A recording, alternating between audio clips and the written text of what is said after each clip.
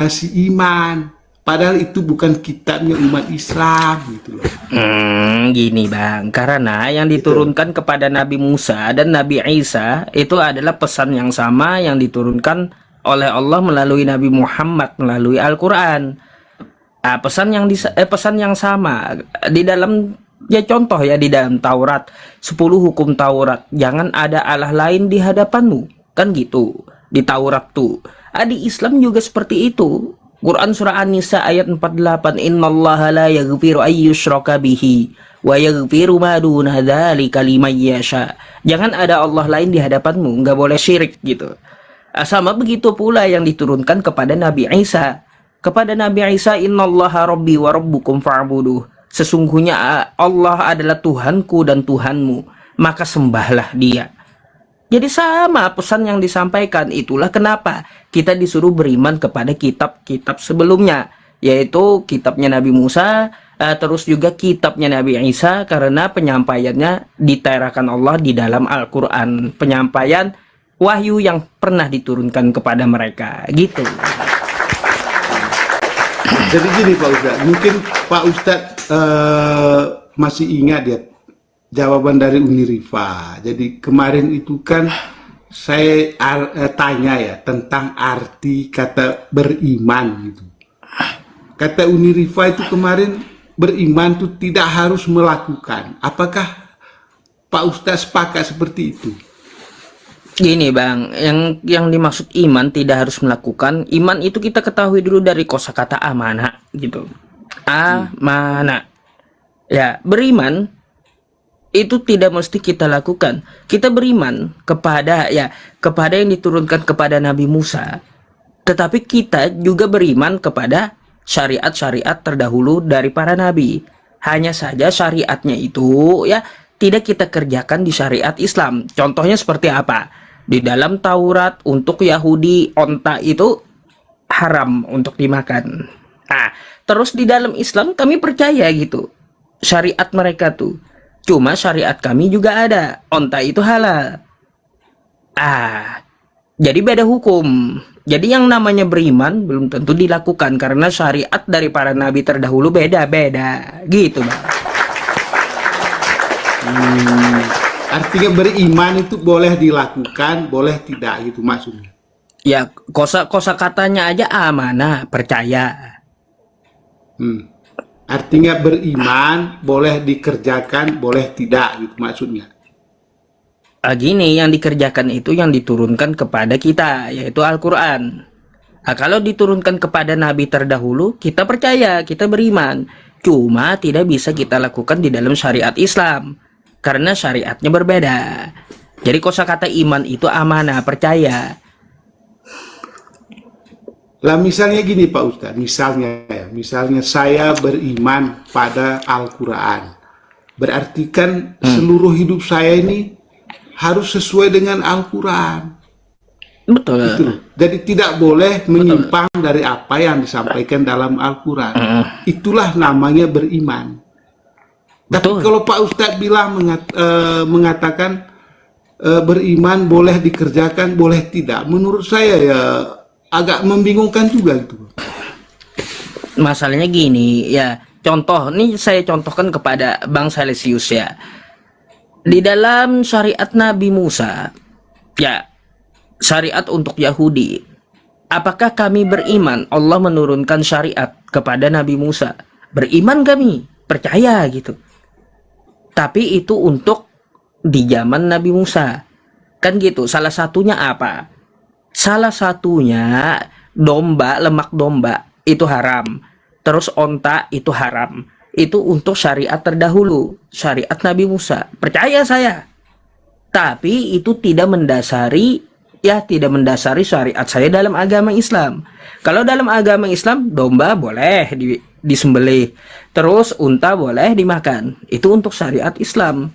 Dulu nggak boleh, di zaman Nabi Musa. Di syariat kami boleh. Tapi kami tidak menyalahkan syariat Nabi Musa. Betul itu, syariat Nabi Musa hanya untuk Yahudi. Tidak dapat kami kerjakan di dalam syariat Islam. Tapi kami percaya, beriman dengan syariat yang diturunkan kepada Nabi Musa. Gitu loh, Bang. Oke. sekarang gini Pak Ustadz, coba Pak Ustadz komparasikan ya dengan 6 rukun iman tadi ya, sama surah Al-Maidah ayat 46 ya Pak Ustadz ya. Ketika saya membaca surah Al-Maidah 46 itu, di situ mengatakan begini, di dalam Injil ada cahaya dan petunjuk. Pertanyaannya gini Bang, Ya, kenapa cuma 46? Kenapa nggak dari 44 sampai 50 gitu? ya, Ayo. saya kan hanya dapatnya kata Al-Maidah 46 itu kan dia mengatakan di saya dalam paham Injil kata abang tuh. ada cahaya dan petunjuk Pak Ustadz. Ada cahaya petunjuk. Jadi menurut saya Pak Ustadz ya, menurut saya ketika saya komparasikan dengan 6 rukun iman tadi, itu sangat jelas berarti alasannya Pak Ustadz. Mengapa menjadi pondasi iman? Karena di dalam Injil itu ada cahaya dan ada petunjuk, ya kan? Baik. Itu kan. Nah, kalau kita komparasikan lagi dengan ayat selanjutnya, yaitu Al-Alaq ayat 1, ya. Al-Alaq ayat 1 itu kan di situ disuruh bacalah, Nanti Kak Alak. ya kan? Beda masalahnya, beda penjelasan. Bacalah. Jadi kalau pemahaman saya Pak Ustadz, pemahaman saya ya, ketika kita atau Salesius membutuhkan yang namanya cahaya dan petunjuk, ya, dalam surat Al-Maidah 46 mengatakan di dalam Injil ada cahaya dan petunjuk. Berarti saya harus mencari apa yang ada dalam Injil itu. Apakah benar dalam Injil itu ada cahaya dan petunjuk? Baik. Nah, baik. Nah, supaya saya dapat cahaya itu di dalam Injil itu, maka pertama Pak Ustadz, saya harus mempunyai kitabnya. Yang kedua, saya baca Al-Alaq ayat 1, bacalah supaya saya mendapat cahaya dan petunjuk itu Pak Ustadz. Oke. Itu menurut saya loh Pak Ustadz. Kalau saya komparasi. Oke. Gitu. Baik, gini, saya jelaskan. Pertanyaannya kenapa Anda membaca Al-Maidah itu cuma di 46? Padahal penjelasan itu dari ayat 44 sampai ayat 50. Di dalam Taurat ayat 44-nya, nih ya, ayat 44-nya di dalam Taurat ada petunjuk dan cahaya, bukan cuma dalam Injil. Maka dari itu ambillah keputusan menurut apa yang diturunkan oleh yang ada di hukum Taurat pada saat itu. Sama begitu juga ayat 46-nya. Di dalam Injil ada cahaya dan petunjuk. Ayat 47-nya wal yahkum ahlul injili bima anzalallahu fi. Kan gitu. Nah, jadi ambillah keputusan hukum menurut apa yang diturunkan Allah kepada Injil di zaman Nabi Isa. Coba baca ayat 48-nya. Petunjuk dan cahaya itu ya disimpan, diatur oleh Allah dalam Quran. Gimana sih? Coba baca ayat 48-nya. 48. Petunjuk dan cahaya dari Taurat, ya. Petunjuk dari cahaya dan Taurat, petunjuk dari cahaya dan petunjuk dari dan cahaya dari Injil. Itu di ayat 48-nya disimpan Allah di Al-Quran. Maka dari itu kata Allah, ambillah keputusan menurut apa yang diturunkan oleh Allah, yaitu Al-Quran. Karena Al-Quran menyimpan petunjuk dan cahaya dari Taurat dan Injil. Gitu. Kau baca 46-nya doang. Nggak diturusan sampai 48-nya. Pertanyaan saya selanjutnya Pak Ustadz. Nanya lagi. Yang menjadi pertanyaan saya itu, mengapa dijadikan pondasi iman? Adakah alasannya Pak Ustadz? Yaitu kenapa dijadikan pondasi iman? Karena yang disampaikan kepada Nabi Musa, yang disampaikan kepada Nabi Isa itu telah diterakan Allah dalam Quran. Nah gitu. Bukan karena ada cahayanya, bukan ya? Ya, cahaya dan petunjuknya disimpan dalam Quran. Inna hadza la fi suhufil ula, suhufi Ibrahim wa Musa. Disimpan. Iya. Jadi gini gampang Bang, gini aja contoh ya. 10 hukum Taurat apa aja isinya ya. Jangan ada Allah lain di hadapanmu. An-Nisa 48. Innallaha la yaghfiru ay yushraka bihi wa yaghfiru ma duna dzalika liman yasha. Habis itu apalagi? Jangan berbohong. An-Nahl 105. Innamal yaftaril kadzibal ladzina la yu'minuna billah. La yu'minuna min ayatillah. Jadi orang berbohong itu adalah orang yang tidak beriman kepada ayat-ayat Allah. Nggak boleh bohong. Apalagi di hukum Taurat tuh, ya. Jangan mencuri. Al-Maidah 38. Wasariqu wasariqatu faqata'u aydiyahuma. Apalagi jangan berzina. Al-Isra 32. La taqrabuz zina innahu kana fahisyah wa sa'a sabila. Jangan mendekati zina. Apalagi di hukum Taurat banyak berbakti kepada ibu bapak. Quran surah Luqman ayat 15. Wa wasainal insana biwalidayhi. Kami perintahkan kepada manusia untuk berbakti kepada kedua orang tuanya. Sama kan pesannya dalam Quran. Nah gitu, Pak Ustadz, makanya kami beriman. Coba komparasikan pondasi iman tadi 6 rukun iman, Al-Maidah 46 dan Al-Alaq ayat 1, Pak Ustadz. Bisa dikomparasikan? Ya nggak ada salahnya abang baca dulu Bang Salesius ayat 48 sama 49-nya dah kalau kayak gitu. jangan cuma stuck di ayat Al-Maidah 46 dan 47-nya. 47-nya itu saya ini tahu. Ayat 48 saya baca tahu. Pak Ustadz, ya. 48 Ya, sampai 49-nya coba. Yang 48 ini kan begini. Hendaklah engkau memutuskan urusan di antara mereka menurut aturan yang diturunkan Allah, dan janganlah engkau mengikuti hawa nafsu mereka. Nah, Waspadalah mereka waspadalah mereka agar mereka tidak dapat memperdayakan engkau untuk meninggalkan sebagian apa yang telah diturunkan Allah kepadamu. Jika mereka berpaling yang telah diturunkan Allah, ketahuilah bahwa sesungguhnya Allah berkehendak menimpakan musibah kepada mereka disebabkan sebagai dosa-dosa mereka. Sesungguhnya banyak dari manusia adalah orang-orang yang fasik. Jadi ini ayat 49-nya Bang, 49-nya. Lanjut lagi. Oh, 49-nya. 49. Jadi saya makan apa Pak Ustaz? Enggak apa-apa. Oh, 49. Ini ayat 49.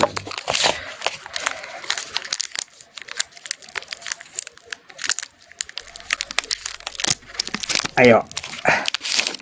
Kayaknya sama Pak Ustaz. Hendaklah. Ya iya. Ini ayat 49 loh yang saya Hendaklah baca.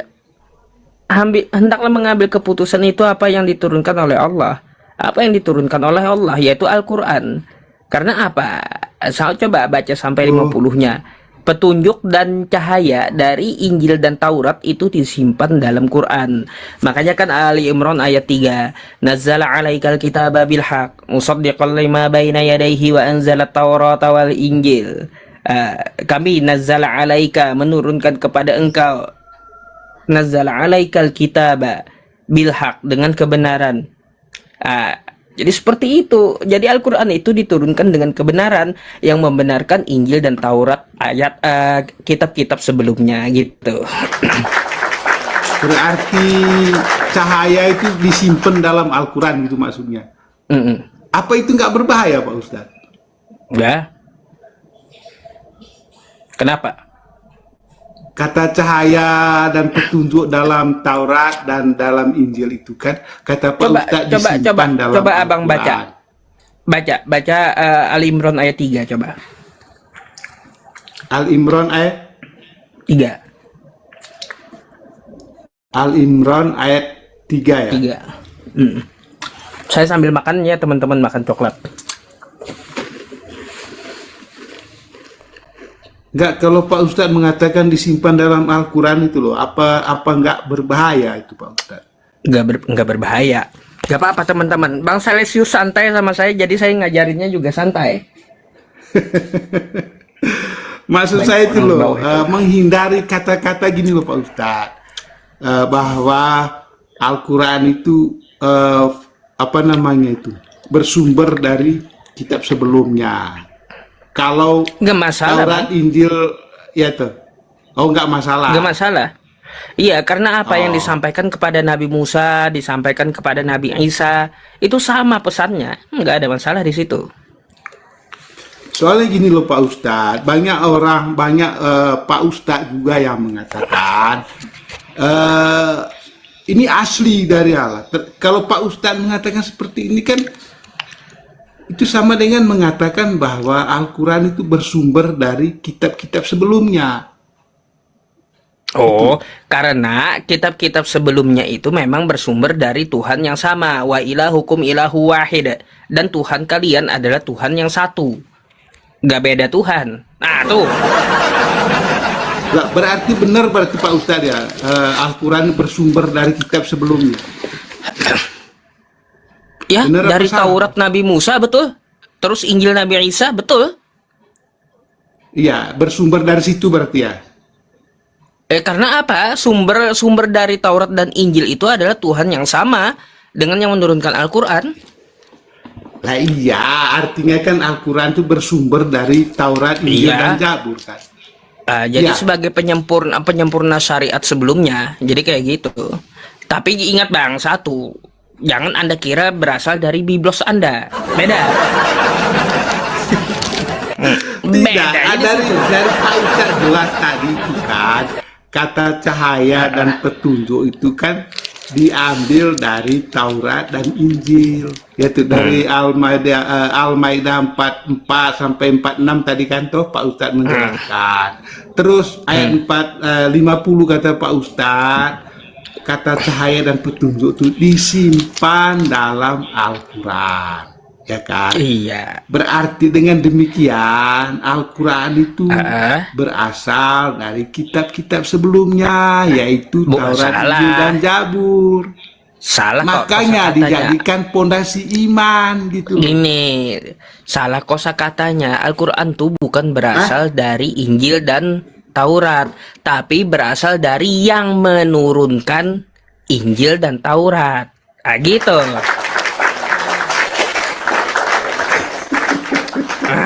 Beda bahasanya. Pak Ustadz, ketahuan seperti Pak dia. Ustadz nih. Kan Sepertinya gitu ya Pak teman-teman. Ustadz nih Salah sedang- ente. sedang menyembunyikan sesuatu tuh Pak Ustadz. Enggak. Coba. Ente yang mau menyembunyikan sesuatu. Ente bilang berarti Al-Quran itu berasal dari Taurat dan Injil. Salah kata saya. Al-Quran Loh. itu berasal dari yang menurunkan Taurat dan Injil. Tuh.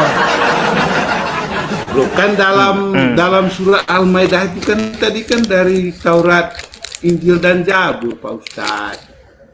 Sumbernya itu kan dari situ. Gitu Bang. Bukan sumber. Dari sumber yang sama. Tuhan yang sama. Sumber yang sama. Beda. Bingung dia.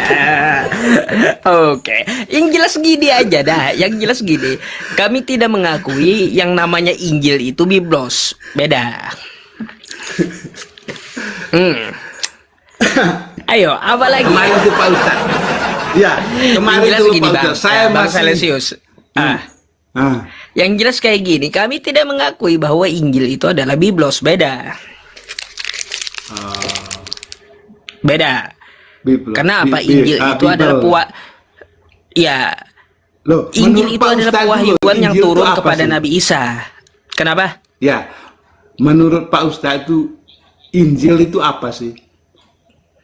Makanya apa itu Injil? Injil adalah ajaran yang diwahyukan kepada Nabi Isa. Al-Maidah 68. Injil itu ajaran yang turun kepada Nabi Isa. Tuh. Jadi gini Pak Ustadz, Injil itu adalah kabar gembira. Kabar Bentar, gembira itu, istilah. ya, Saya nggak kabar ngomong istilah gembira bahasanya. Ya, jadi kabar gembira itu ada dalam Alkitab, ya. Kabar gembira itu ada dalam Alkitab. Alkitab itu apa Pak Ustadz? Alkitab itu ada dua, PL dan PB. Ngarang. Jadi satu, ya kan? Ngarang. Perjanjian lama dan perjanjian baru. Gini aja Bang, dan Perjanjian sebelum lama ente dan lanjut, saya perjanjian mau baru. tanya dulu. Saya mau tanya, Itu kosakata namanya Alkitab Alkitab. berasal dari mana?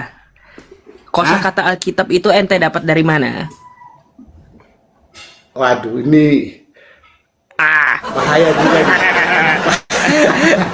Ente mau ngejelasin sama saya tapi ente nggak tahu kosakata Alkitab pun berasal dari mana, nggak tahu, gimana sih?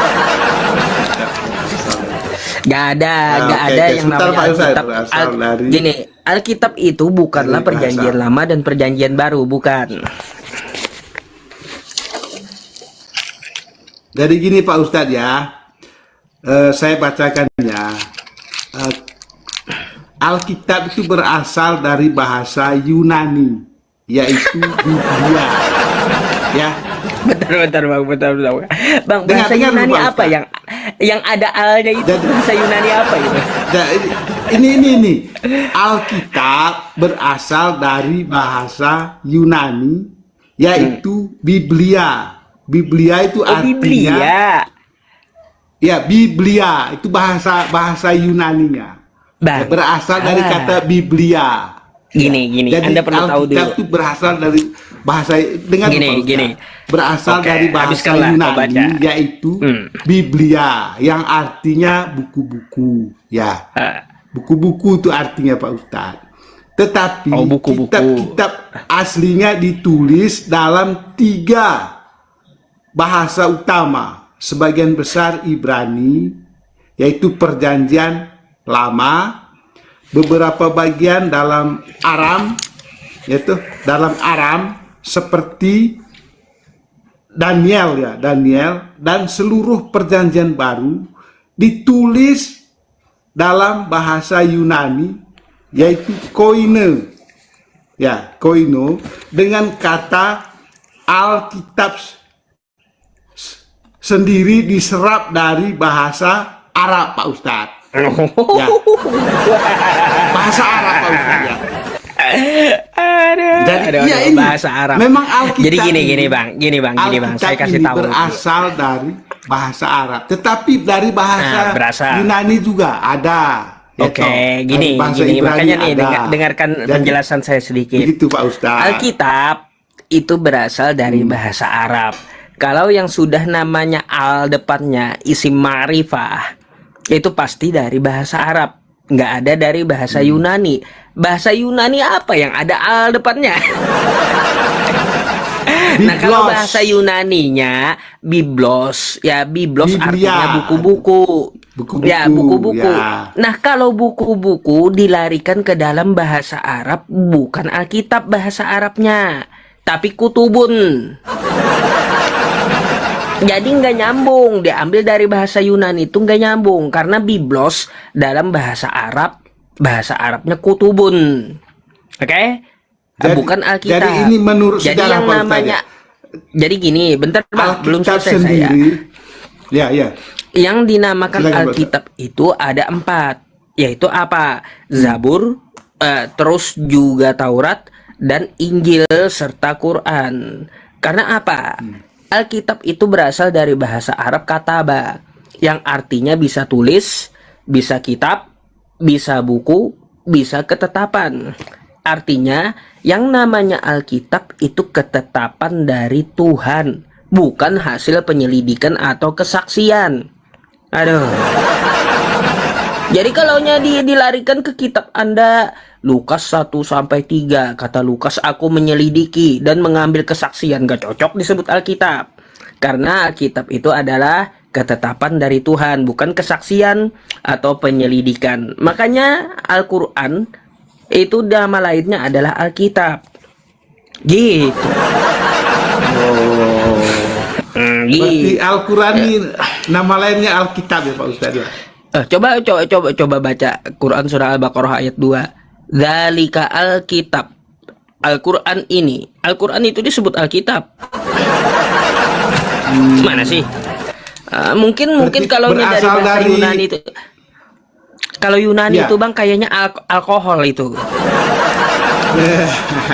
Alkohol itu yang dari bahasa Yunani itu. Karena depannya juga Jadi- alkohol dari Yunani. Artinya Alkitab yang ada dalam Al-Quran itu berasal dari bahasa Arab ya. Arab, pasti Arab kalau al itu depannya. Ya, berasal dari bahasa Arab berarti ya. Ya iyalah. Kalau alkohol dari bahasa Yunani mungkin itu alkohol itu. Lah iya Pak Ustadz, berarti kan kata Alkitab itu sudah digunakan oleh umat Kristen Arab sebelum Al-Quran gini, ada. Bang. Kristen Arab itu enggak menggunakan kosakata Alkitab, bukan. Tapi Al-Muqaddas, bukan Alkitab. Coba Anda ke Arab sini. Sebut Alkitab, pasti Anda dikasih Quran, bukan kitab Anda. Tapi kalau Anda sebut Al-Muqaddas, itu akan diserahkan kitab Anda. Apa Al-Muqaddas itu apa? Ya, jadi Al-Muqaddas ya, Al-Muqaddas satu-satunya Muqaddas orang yang suci. Itu artinya. Nah, Yang dimaksud apa? Yang dimaksud merujuk ke Yesus. Itu Kristen Arab menyebut Iya. kitabnya Al-Muqaddas, Al-Ahdu, Al-Jadid untuk perjanjian baru. Al-Muqaddas itu Bang adalah orang yang suci.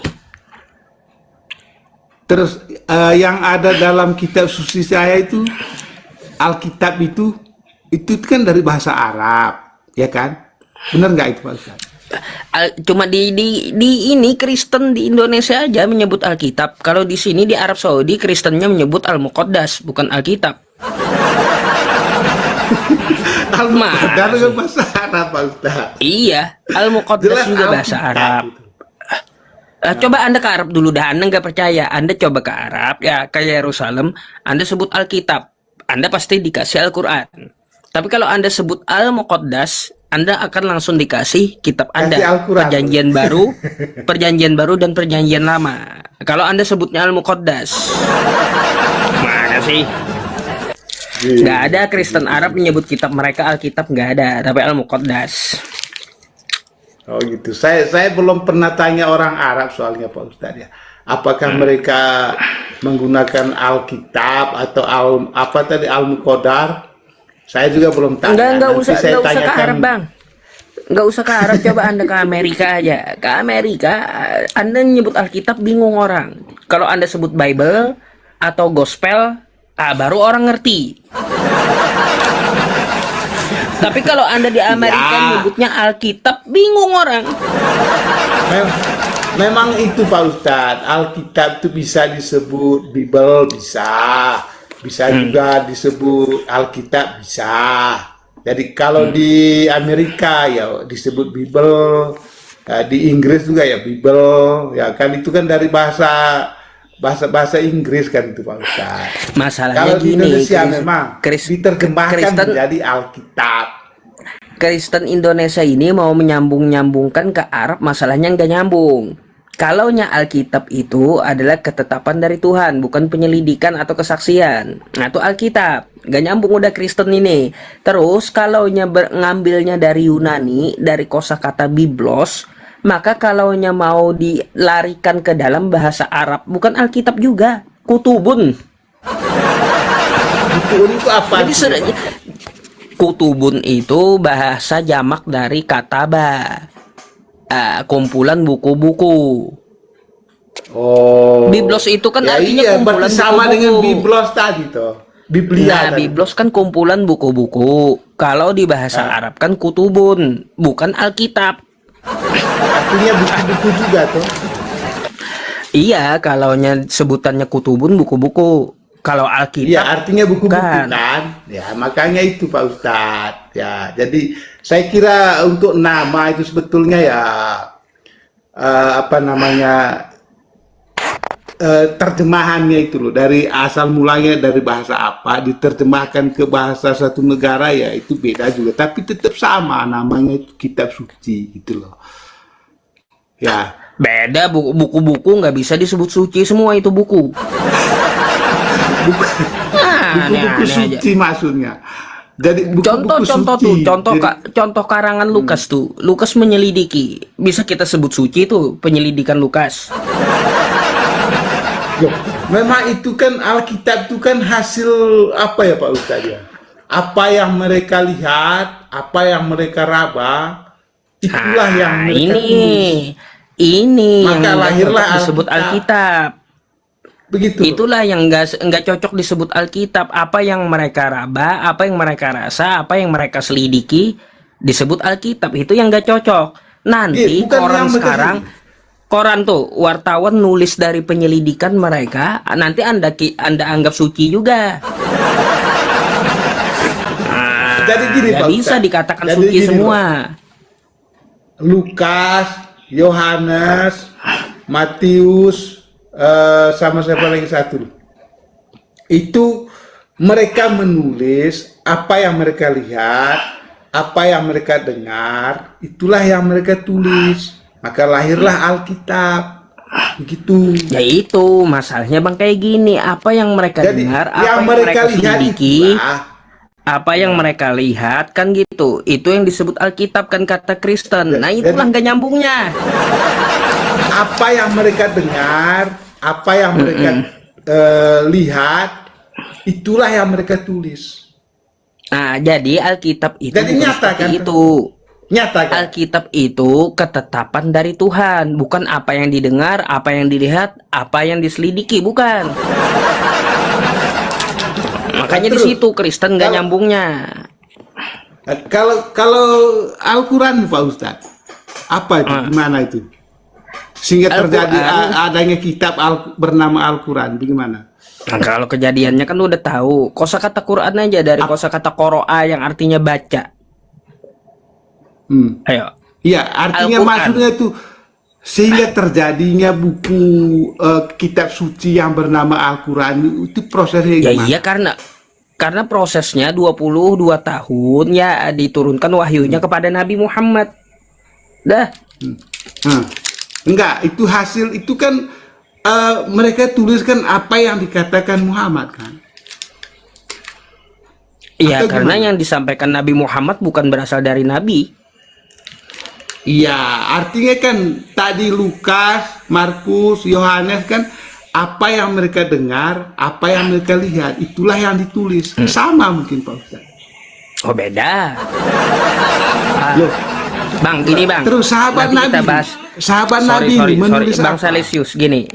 Ini nanti kita sambung ya pembahasannya karena di Mekah ini sudah azan gitu. Saya mau ibadah dulu ya.